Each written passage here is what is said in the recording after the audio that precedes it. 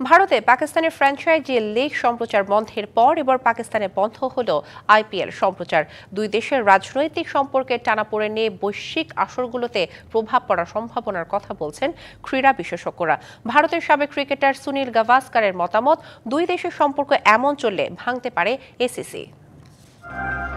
ভারতের পেহেলগ্রামে হামলার রেশ বেশ ভালোভাবেই পড়েছে ভারত পাকিস্তানের ক্রীড়াঙ্গনে। দুই দেশের ক্রিকেটে বেশ আগে থেকেই ছিল রাজনৈতিক প্রভাব। এবার একের পর এক পাল্টাপাল্টি অ্যাকশনে যুদ্ধের দামামাটা খেলার মাঠে নিয়ে এসেছে দুই দেশ।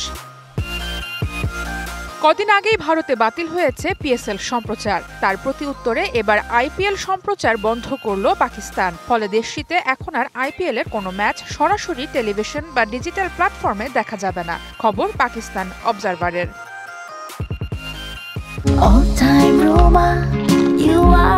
All time Roma. Taste it, love it.